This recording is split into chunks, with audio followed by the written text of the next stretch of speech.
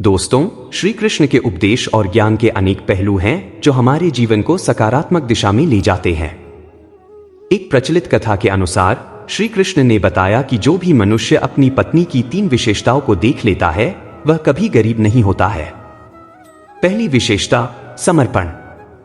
श्री कृष्ण कहते हैं कि पत्नी का अपने पति और परिवार के प्रति समर्पण सबसे महत्वपूर्ण होता है। यदि पत्नी अपने परिवार के प्रति पूरी निष्ठा और समर्पण भाव से समर्पित होती है तो वह परिवार हमेशा सुखी और संपन्न रहता है।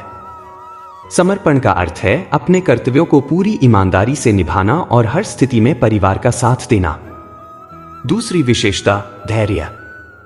धैर्य एक ऐसा गुण है जो विपरीत परिस्थितियों में भी मनुष्य को संतुलित रखता है। अगर पत्नी धैर्यवान होती है तो वह कठिन से कठिन परिस्थितियों में भी परिवार को संभाल सकती है और समस्याओं का समाधान खोजने में सहायक बनती है। ऐसे परिवार में आर्थिक या भावनात्मक कठिनाइयां भी सरलता से पार की जा सकती हैं। तीसरी विशेषता, प्रबंधन कौशल।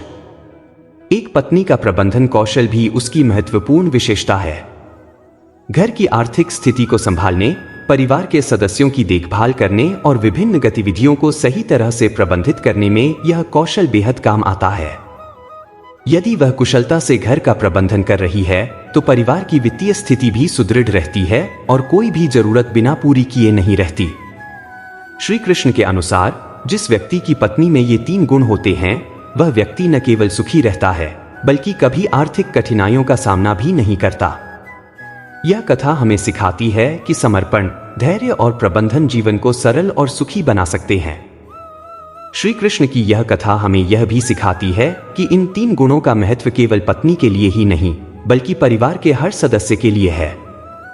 जैसे समर्पण का भाव केवल पत्नी के लिए नहीं बल्कि पति और बच्चों के लिए भी आवश्यक है। जब परिवार के हर सदस्य एक दूसरे के प्रति समर्पित रहते हैं तो वे एक मजबूत और एकजुट इकाई बन जाते हैं। धैर्य भी एक ऐसा गुण है जो जीवन के हर पहलू में आवश्यक होता है। विपरीत परिस्थितियों में जब चीजें हमारे अनुसार नहीं होती हैं, तब धैर्य ही हमें सही निर्णय लेने और समस्याओं का समाधान ढूंढने में मदद करता है। श्री कृष्ण ने धैर्य को जीवन का अभिन्न अंग माना है क्योंकि यह हमें संघर्ष करने और हर मुश्किल को सहन करने की शक्ति देता है। प्रबंधन कौशल की बात करें तो यह केवल घर चलाने तक सीमित नहीं है। एक सफल जीवन के लिए हर इंसान को अपने समय, ऊर्जा और संसाधनों का सही प्रबंधन करना आना चाहिए। जब हम सही तरीके से प्रबंधन करते हैं तो न केवल घर बल्कि हमारी व्यक्तिगत और पेशेवर जिंदगी भी व्यवस्थित और संतुलित रहती है।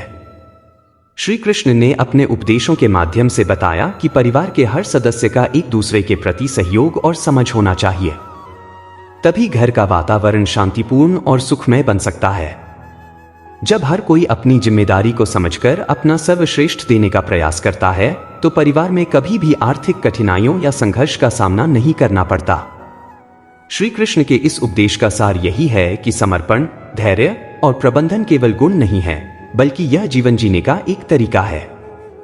अगर हम इन गुणों को अपने जीवन में उतारते हैं तो हमारे रिश्ते मजबूत बनते हैं, समस्याओं का सामना करने की क्षमता बढ़ती है और हम एक सुखी और समृद्ध जीवन की ओर अग्रसर होते हैं।